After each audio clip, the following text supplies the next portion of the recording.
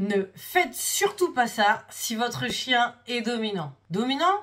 Qu'est-ce que ça veut dire? Bonjour à tous, Camille Génicel, coach comportementaliste, éducatrice canin, formatrice, auteure et conférencière. Je suis là pour vous aider à mieux comprendre votre chien et surtout à faire en sorte que vous puissiez avoir une relation harmonieuse avec lui. Alors, on entend souvent le mot dominant et on l'utilise tous, mais malheureusement un petit peu n'importe comment. Le mot dominant, dans la nature, ça signifie surtout qu'on est le chef de meute. C'est-à-dire qu'en gros, si on compare ça à l'humain, c'est un peu le cadre, quoi. Le cadre dans une entreprise, mais ça n'est pas pour autant un méchant. Votre patron, votre chef peut avoir certaines responsabilités et certaines façons de faire, mais c'est pas pour autant qu'il est plus agressif que vous et surtout par moment. Eh bien, chez les chiens, c'est exactement la même chose. Le chef de la meute de chiens, comme dans beaucoup d'espèces animales, il est là au contraire pour réguler les choses, répartir les rôles un maximum pour le bien-être de l'organisation sociale et donc de la famille et de la meute. À aucun moment, il ne faut donc confondre dominant et méchant. Dominant n'est pas méchant, c'est tout le contraire. Dominant est plutôt un chien qui va réussir et faire en sorte, qui est plus très intelligent et qui va faire en sorte de bien gérer les relations entre les individus et surtout d'éviter un maximum le conflit. Donc quand on voit des chiens qui ont tendance à être un petit peu agressifs avec les autres chiens et que l'on dit « Ah, lui, c'est un dominant », eh bien, à part, malheureusement, le catégoriser, on ne fait rien d'autre. Absolument pas. Ne confondons pas agressivité, domination, méchanceté, ça n'a aucun rapport. Un être vivant, et surtout les chiens qui, à la base, sont purs, réellement, et vraiment fonctionnent comme dans la nature, vont plutôt faire en sorte d'éviter les conflits. Aucun intérêt, même dans la nature, qu'il y ait des conflits entre tout le monde. Chacun risquerait de se blesser et ça risque de provoquer des infections. Sachant qu'on sait très bien que la nature, son but premier, c'est la survie de l'espèce. Si tout le monde a des blessures et risque des infections, on risque pas d'atteindre notre objectif.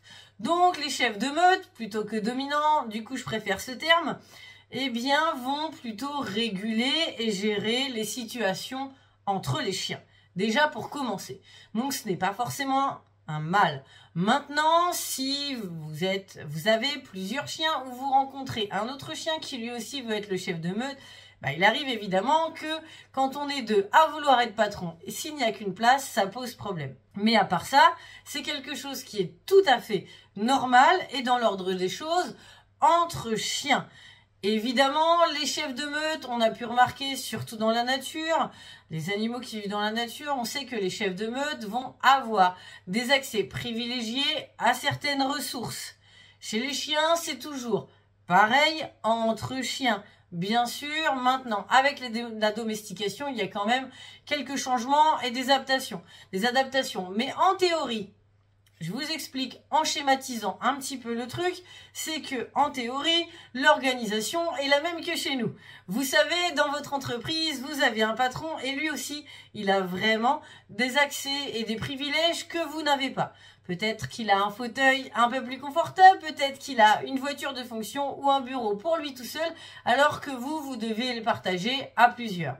Et c'est quelque chose de normal que l'on va retrouver aussi chez d'autres espèces animales. Il n'y a rien d'extraordinaire à cela et bien souvent, il y a une logique. À votre avis, quelle pourrait être cette logique? Eh bien, c'est tout simple.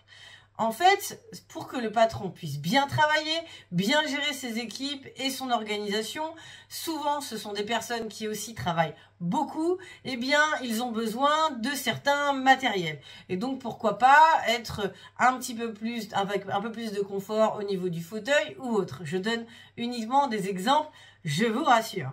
Eh bien, chez les chiens, c'est exactement la même chose et on va retrouver ça entre eux. Donc, il arrive en effet qu'entre chiens, ils ne soient pas toujours d'accord puisqu'ils ils peuvent se battre, que ce soit physiquement ou au niveau des comportements ou de certaines stratégies pour obtenir une certaine place. Ça vous rappelle pas quelqu'un ? Il me semble que chez les êtres humains, ça peut fonctionner pareil. Dans les entreprises qui ne se battent pas un petit peu, même psychologiquement, tiens, on lui fait un petit coup dans le dos, hop, ici, hop, puis ça. Je vous rassure, c'est pas toujours agréable, ça dépend à quelle place vous vous trouvez, mais ce sont des comportements a priori normaux. Évidemment, on les retrouve aussi dans la nature. Maintenant, est-ce que pour autant votre chien risque d'être dangereux avec vous? Cela n'a aucun rapport. Souvent, et pendant très longtemps, on a confondu la domination entre les chiens et les humains. Ça n'a pas de rapport. C'est comme si on parlait à notre enfant en disant « ouais, il veut me dominer, il veut tout diriger ». Alors, tout dépend de ce qu'on entend de ce terme. Il faut bien se mettre d'accord là-dessus. Oui, je compare aux enfants. Oula, peut-être que ça va pas plaire à certains. Mais ça nous permet de schématiser pour mieux comprendre. Je rappelle quand même que nous sommes des animaux.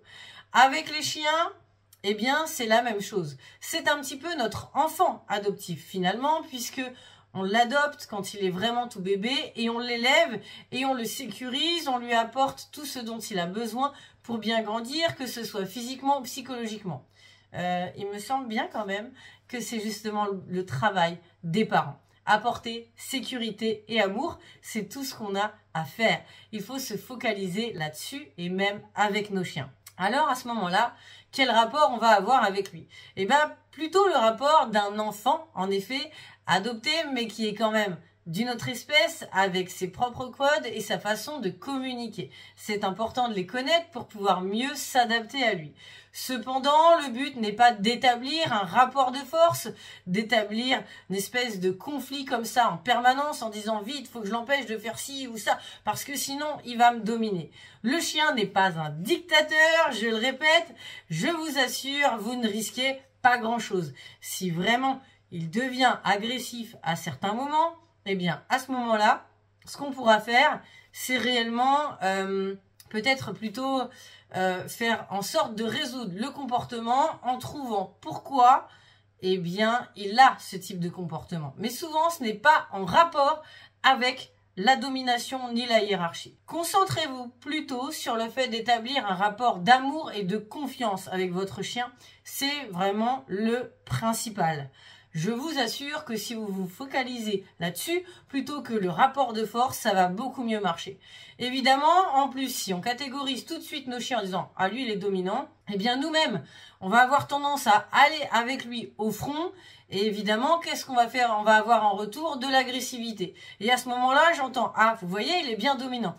Non, c'est vous, c'est nous qui étions avec lui agressif et donc à ce moment-là, il est devenu agressif aussi en retour, mais avec beaucoup d'amour, de confort, de sécurité. Aucun chien ne deviendra agressif. Après, ça sous-entend d'autres choses, d'autres formes de règles de vie. Bien sûr, je suis pas en train de vous dire qu'il faut laisser le chien faire n'importe quoi, bien au contraire, un cadre sécurise et on doit apporter la sécurité. Donc, on peut imposer un certain cadre, un petit peu comme on fait de manière assez juste avec les enfants. Alors, on va pas non plus courir dans le jardin, dans la boue, revenir, sauter sur le canapé, repartir, etc. Et ça se comprend bien évidemment. Le principe est donc de comprendre cela et de faire en sorte que votre chien puisse avoir confiance en vous. À chaque fois que vous rentrez en rapport de force avec lui, eh bien, vous perdez sa confiance à chaque fois un tout petit peu, un petit peu, puis un petit peu. Et votre jauge de l'amour descend. Le but, c'est de la faire monter en étant dans le positif. Donc, rassurez-vous, votre chien n'est pas dominant. Donc, ce qu'il ne faut surtout pas faire, c'est rentrer en rapport de force avec lui, mais plutôt des moments de câlin et d'amour. Et je n'ai qu'un conseil à vous donner, faites-vous plaisir avec des câlins dans le canapé. N'hésitez pas à mettre un petit like, un petit commentaire et surtout à cliquer sur le lien pour obtenir votre petit cadeau.